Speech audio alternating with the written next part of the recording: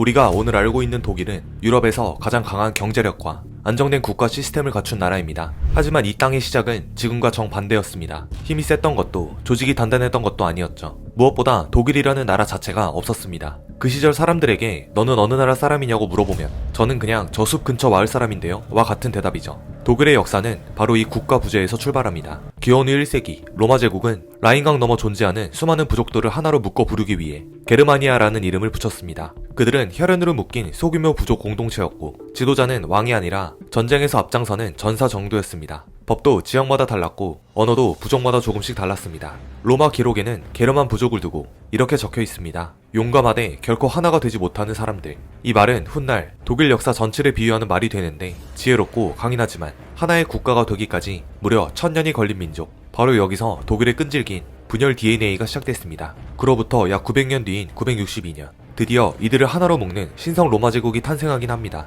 하지만 속을 들여다보면 누더기처럼 기워진 나라에 불과했습니다. 도대체 왜 독일은 제국이라는 거창한 간판을 달고도 1000년 동안이나 남남처럼 찢어져 살아야 했을까요? 그 비극은 바로 황제를 뽑는 잘못된 방식에서 시작됩니다. 우리가 아는 왕이나 황제는 보통 아버지에게서 아들에게로 권력을 물려줍니다. 하지만 신성 로마 제국은 달랐습니다. 황제가 죽으면 가장 힘센 지방 영주들, 즉 선제우들이 모여 투표로 다음 황제를 뽑았죠. 이 규칙 때문에 문제가 생겼습니다. 황제는 선거에서 이기기 위해 제후들에게 내가 황제가 되면 이 땅은 너 거야 라며 계속해서 뇌물을 나눠줘야 했습니다. 결국 황제의 힘은 점점 약해졌고 300명이 넘는 지방 영주들이 마치 작은 나라의 왕처럼 군림했어요. 황제는 이름뿐인 회장님이 되어버린 셈이었죠. 즉 독일은 시작부터 중앙 권력이 약한 나라였습니다. 이 약한 황제의 현실을 가장 극적으로 보여준 사건이 있습니다. 바로 그 유명한 카노사의 굴욕인데요. 11세기 황제 하일리히 4세는 교회의 지도자를 임명하는 권한을 두고 교황과 충돌하게 됩니다. 이게 왜 싸움이 되느냐? 당시 교회의 지도자는 종교적인 역할만 한 게 아니었습니다.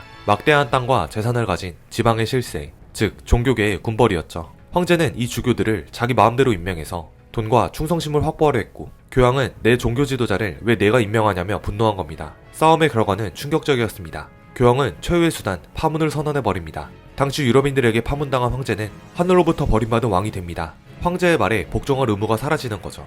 문제가 뭐였냐면 지방 영주들이었습니다. 그들은 기다렸다는 듯이 교황에게 파문당한 사람은 우리의 황제가 될 수 없다며 황제에게 등을 돌렸죠. 하일리히 4세는 권력을 잃을 위기에 놓였고 살기 위해 교황이 머물던 이탈리아의 카노사 성을 찾아갑니다. 1077년 황제는 영하의 추위 속에서 3일 밤낮을 성문 밖 눈밭에 무릎 꿇고 용서를 빌었습니다.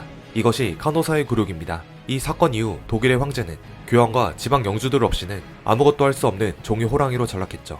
황제가 약해지자 독일의 분열은 되돌릴 수 없게 되었습니다. 황제가 이런 정치적 분열을 막지 못하고 있을 때 16세기에는 종교적인 분열이라는 또 다른 거대한 폭풍이 몰아쳤습니다. 바로 마르틴 루터가 종교개혁을 일으킨 것입니다. 당시 유럽 사람들은 구원을 하나님의 은총이 아니라 교회가 파는 상품과 규칙에 따라 산다고 믿어야 했습니다. 돈과 권력이 신앙을 대신했던 거죠. 그 절정이 바로 면죄부였습니다. 돈 내면 천국행이라는 어처구니 없는 장사가 실제로 벌어지고 교회가 이를 공식적으로 밀어붙였습니다. 마르틴 루터는 여기에 맞서 진짜 기독교는 이게 아니다라고 선언했습니다. 즉 돈이 아니라 누구든 성경을 읽고 신에게 직접 다가갈 수 있다며 교회의 정치, 경제, 사회 권력을 박살낸 일이었습니다. 이 시점에서 만약 프랑스나 스페인처럼 강력하게 통일된 국가였다면 상황은 달랐을 것입니다. 프랑스의 왕은 우리 왕국의 종교는 오직 카톨릭뿐이다 라고 선언하고 군대를 동원해 루터의 주장을 찍어 누르거나 루터 본인을 체포해 처형했을 것입니다. 중앙의 힘이 워낙 강력했기 때문에 감히 왕에게 대항할 세력이 없었죠. 하지만 독일은 달랐습니다. 루터의 주장은 인쇄술이라는 새로운 무기를 타고 순식간에 퍼져나갔습니다. 마치 지금의 SNS처럼 독일 전역에 순식간에 퍼져나간 것인데 루터는 라틴어가 아닌 독일어로 글을 써서 평범한 농민들까지 자신의 주장을 읽게 했습니다. 결국 독일 땅은 카톨릭을 지지하는 영주들과 루터의 개신교를 따르는 영주들로 뚜렷하게 갈라지게 되었습니다. 이 종교적 대립은 30년 전쟁이라는 끔찍한 사태를 낳았죠. 30년 전쟁은 독일 땅을 초토화시켰고 당시 독일 인구의 3분의 1이 목숨을 잃었습니다. 그리고 전쟁이 너무나 소모적이고 파괴적이어서 모든 참전국이 더 이상 전쟁을 지속할 수 없다는 공동의 합의에 이르러 끝을 냈는데 전쟁을 공식적으로 종결시킨 것은 바로 베스트팔렌 조약입니다. 근데 문제는 이 조약의 내용입니다. 이 조약은 지방 영주들에게는 완전한 독립국가처럼 행동할 권리가 있다고 법적으로 선언했는데요. 이 조약은 각 지역의 영주는 자기 마음대로 나라처럼 굴어도 된다고 선언한 거나 마찬가지였습니다. 즉 중앙 황제는 통치하는 게 아니라 독일 땅 곳곳에 있는 300명의 용주들이 각자 자기 나라 왕처럼 행동할 수 있게 된 것입니다. 사실상 독일에게는 종말이나 다름없는 조약이었죠. 황제의 존재는 완전히 상징적으로 전락했고 독일은 다시는 하나로 뭉치기 힘든 수많은 조각들로 완전히 분열되고 말았습니다. 이제 신성 로마 제국은 약 300개의 미니 국가로 쪼개졌습니다. 황제가 있어도 아무 의미 없는 해체되기만을 기다리는 시한부 제국이었죠. 그리고 1806년 프랑스의 영웅 나폴레옹이 나타나 이 껍데기만 남은 제국을 완전히 박살냈습니다. 힘없는 황제는 스스로 왕관을 벗어던졌고 약 1000년간 이어져 온 신성 로마 제국은 역사 속으로 사라졌습니다. 이제 독일인들에게는 목표가 생겼습니다. 종이호랑이 황제가 아닌 진짜 힘을 가진 통일 국가를 만드는 것. 앞서 언급했지만 독일은 하나의 나라가 아니라 이름만 같은 300개짜리 동네 연합체였습니다. 독일이라는 간판 아래 300개의 작은 나라가 따로따로 존재한 상태였죠. 그중 프로이센은 하나의 작은 나라였습니다. 근데 문제는 이 작은 나라가 미친 괴물로 성장해서 나머지를 다 먹어버렸다는 것. 프로이센은 지금의 독일 북동부 베를린 중심의 왕국이었는데 땅도 작고 돈도 없었지만 군사력만큼은 미친 수준이었습니다. 말 그대로 군사 덕후 국가였는데 나라와 군대가 따로가 아니라 국가 자체가 군대일 정도였죠. 예산의 대부분을 군대에 퍼부었기 때문에 가난해도 약해도 싸움만 하면 이기는 나라가 된 거죠. 여기에 산업혁명을 거치면서 프로이센은 미친 시너지까지 얻습니다. 철도가 빠르게 깔리고 철강, 무기 공업 폭발, 정확한 훈련과 강력한 무기, 즉 근육 플러스 기술이 합쳐져 버린 겁니다. 유럽 누구도 건드리기 어려운 강국으로 몸집을 키웠죠. 그리고 지금까지 흩어진 300개의 국가들을 강제로 하나로 합친 국가가 바로 프로이센입니다. 지금 우리가 아는 독일은 원래 프로이센의 작품입니다. 이 프로이센을 이끈 독일 역사의 흐름을 완전히 바꾼 이 남자가 프로이센의 총리 오토 폰 비스마르크였습니다. 1871년 비스마르크는 프랑스까지 굴복시켰는데 프랑스가 굴복한 직후 전 세계가 경악할 만한 행동을 합니다. 프랑스 왕실의 상징인 베르사유 궁전, 거울의 방에서 독일 제국 선포식을 열어버린 것입니다. 이건 그냥 우리가 이겼다가 아니라 프랑스의 체면을 짓밟아버리는 정치적 시위였습니다. 우리는 승리했고 너희 왕의 집에서 새 제국을 연다. 이건 전 세계에 보내는 메시지였죠. 이제 독일이 유럽의 새로운 주인이다. 문제는 독일의 정체성 자체가 힘으로 해결한다는 방식으로 굳어져 버렸습니다. 민족보다 군대, 이성보다 계산. 이 사고방식은 그대로 제1, 2차 세계대전의 배경이 됩니다. 그래서 역사학자들은 독일 제국은 비스마르크가 세웠지만 그 방식이 세계대전의 불씨였다 라고 말합니다. 이로써 독일은 유럽 중앙의 강력한 통일국가로 우뚝 섰지만 그 영광은 오래가지 못했습니다. 철저한 계산으로 시작했던 제1차 세계대전이 계산과는 정반대인 참혹한 패배로 끝났기 때문입니다. 전쟁이 끝나자 당시 황제였던 비를름 2세는 국민을 버리고 해외로 도망쳤고 독일은 하루아침에 왕 없는 나라가 되어버렸습니다. 그래서 국민들은 처음으로 생각하기 시작했습니다. 그럼 우리가 직접 나라를 운영해보자. 그렇게 탄생한 것이 바이마르 공화국. 문제는 이 나라는 태어나자마자 지옥에 던져졌다는 것. 승전국들은 독일에 상상할 수도 없는 막대한 전쟁 배상금을 부과하고 모든 죄를 독일에게 뒤집어 씌웠습니다. 바로 베르사유 조약을 체결함으로써 독일을 질식시킵니다. 승리한 나라들은 독일을 이렇게 만국 처벌했습니다. 전쟁 책임은 100% 독일 탓, 군대 축소, 칼도 제대로 못 들 수준이었고 상상을 초월한 배상금. 요약하면 내가 전쟁을 일으켰고 내가 다 갚아 라는 말입니다. 왕은 도망쳤고 국민은 분노와 자존심만 남았습니다. 이 감정이 나중에 히틀러를 키우게 됩니다. 배상금을 갚으려고 독일 정부가 선택한 방법은 돈 복사였는데요. 그 결과 빵 한 개 가격이 아침엔 5,000마르크에서 저녁엔 50억 마르크로 극심한 인플레이션을 겪게 됩니다. 아이들 장난감이 돈다발이었고 엄마가 월급을 200만 원을 받았는데 빵이 너무 비싸서 한 조각도 살 수 없는 거죠. 수십 년간 열심히 일해 저축했던 중산층의 모든 재산이 단 몇 달 만에 종이 조각이 되어버렸습니다. 다행히 1920년대 중반 잠시 독일 경제가 안정되고 미국에서 차관이 들어오면서 바이마르 공화국은 숨을 돌릴 수 있었습니다. 하지만 1929년 미국에서 시작된 세계 대공황이 이 짧은 희망을 완전히 산산조각 냈습니다. 독일은 외부 충격에 가장 취약했고 공장이 멈추고 실업자가 600만 명에 육박하며 사회는 다시 지옥으로 변했습니다.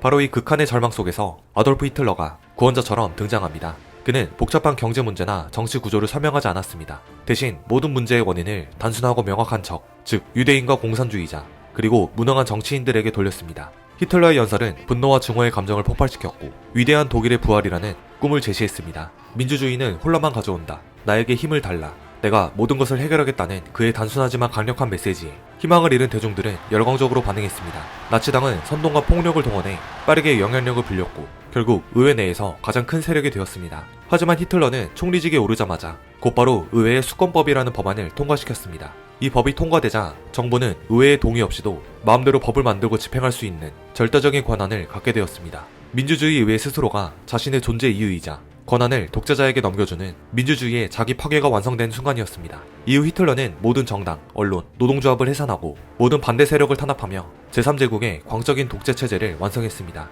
민주주의 실험은 단 14년 만에 막을 내렸습니다. 그리고 1939년 히틀러의 폭주로 인류 역사상 가장 끔찍한 비극 제2차 세계대전이 시작됩니다. 독일 전차 군단은 유럽을 휩쓸었고 사람들은 공포에 떨었습니다. 그 과정에서 유대인 학살이라는 인간이 저질렀다고는 믿기 힘든 광기 어린 범죄까지 자행되었습니다. 하지만 천년 제국을 꿈꾸던 히틀러의 야욕은 전 세계를 적으로 돌린 대가를 치러야 했습니다. 1945년 베를린은 연합군의 폭격으로 철저히 짓밟혀 잿더미가 되었고 히틀러는 지하 벙커에서 스스로 목숨을 끊었습니다. 독일의 무조건 항복, 승전국인 미국과 소련의 이해관계에 따라 나라는 지도 위에서 칼로 베어낸 듯 동독과 서독으로 두 동강 나버렸습니다. 어제의 이웃이 오늘의 적이 되어버린 비극적인 분단 시대가 시작된 것입니다. 베를린 장벽이 세워진 1961년부터 무너진 1989년까지 그 사이에는 영화보다 더 영화 같은 비극과 탈출이 끊이지 않았습니다. 우선 하루아침에 생긴 생이별입니다. 어제까지 이웃집이었던 곳이 오늘부터 외국이 되었습니다. 출근하러 서베를린으로 갔다가 집에 못 돌아온 사람, 잠시 친구 집에 놀러 갔다가 가족과 생이별한 사람들이 속출했습니다. 다음은 목숨을 건 탈출입니다. 동독 사람들은 상상을 초월하는 방법으로 탈출을 시도했습니다. 숟가락과 삽으로 몇 달간 땅굴을 파서 57명이 탈출하기도 했고 집에서 만든 열기구를 타고 밤하늘을 날아 국경을 넘기도 했습니다. 아주 작은 차의 배터리 공간에 사람을 구겨 넣어 숨기거나 차고를 낮춘 스포츠카로 차단봉 밑을 손살같이 통과해 탈출하기도 했습니다. 하지만 실패의 대가는 죽음이었습니다. 동독 국경 수비대에게는 국경을 넘는 자는 누구든 쏴라는 발포 명령이 떨어져 있었습니다. 약 140명이 넘는 사람들이 장벽을 넘다 총에 맞아 사망했습니다. 총에 맞고 쓰러져 신음하는데도 서독 군인이 구하러 올 수 없게 방치되어 죽어간 소년의 이야기는 전 세계를 분노하게 했습니다. 그리고 1989년 11월 9일 역사상 가장 황당하고도 기적같은 실수가 벌어집니다. 동독 정부는 성남 민심을 달래기 위해 여행 규제를 조금 완화하겠다는 발표를 준비했습니다. 그런데 이 내용을 전달받은 대변인 긴터 샤보브스키가 실수로 내용을 잘못 이해한 채 생방송 기자회견에 나선 겁니다. 기자가 그 여행 자유화 조치는 언제부터 시행됩니까? 라고 묻자 당황한 그는 서류를 뒤적이다가 얼떨결에 이렇게 말해버렸습니다. 제가 알기로는 지금 즉시 시행됩니다. 이 말실수는 전파를 타고 전국에 생중계되었습니다. 지금 당장 장벽을 넘어도 된다고 흥분한 동베를린 시민 수만 명이 장벽 검문소로 몰려들었습니다. 국경 수비대원들은 아무 명령도 받지 못했지만 밀려드는 인파를 도저히 막을 수 없었죠. 결국 그들은 검문소의 문을 활짝 열어주었습니다. 수십 년간 사람들을 가로막았던 그 무시무시한 장벽이 한 사람의 말실수와 자유를 향한 열망 덕분에 총 한 방 쏘지 않고 무너져 내린 것입니다. 시민들은 망치로 콘크리트 벽을 부수며 서로를 끌어안았습니다. 세계사에서 가장 감동적인 밤이었죠. 이 기세를 몰아 1년 뒤인 1990년 10월 3일 독일은 마침내 공식적인 통일을 이뤄냈습니다. 하지만 통일은 해피엔딩인 동시에 새로운 고생의 시작이기도 했습니다. 40년 넘게 다른 체제에서 살았던 사람들을 하나로 묶는 건 쉬운 일이 아니었습니다. 서독은 막대한 통일 비용을 대느라 세금이 치솟았고 동독 지역은 경제력을 잃은 공장들이 문을 닫으며 실업자가 쏟아졌습니다. 사람들 사이에도 보이지 않는 벽이 생겼습니다. 서독 사람들은 동독 사람들을 게으르고 불만만 많다고 비하했고 동독 사람들은 서독 사람들을 거만하고 돈만 한다며 비난했죠. 이를 머릿속의 장벽이라고 불렀습니다. 이 갈등을 치유하고 경제 격차를 줄이는 데는 통일 후에도 수십 년의 세월이 필요했습니다. 사실 통일 후 10년 넘게 독일은 유럽의 병자라고 불릴 만큼 휘청거렸습니다. 막대한 통일 비용과 저성장 탓에 독일의 시대는 끝났다는 비관론까지 쏟아졌죠. 하지만 독일은 무너지지 않았습니다. 그들은 계산기를 두드리는 대신 뼈를 깎는 개혁을 선택했습니다. 복지를 줄이고 노동시장을 뜯어고치는 고통스러운 수술을 감내하며 국가의 체제를 바꾼 것입니다. 여기에 독일 특유의 장인 정신이 부활의 엔진이 되었습니다. 대기업뿐만 아니라 이름은 낯설지만 세계시장 점유율 1위를 차지하는 수천 개의 강소기업, 바로 히든 챔피언들이 경제의 핏줄을 다시 뛰게 만든 겁니다. 기술력으로 무장한 제조업의 부활, 그리고 유럽연합이라는 거대한 시장의 중심축 역할을 해내며 독일은 마침내 병상에서 일어나 다시금 유럽의 경제 엔진으로 화려하게 복귀했습니다.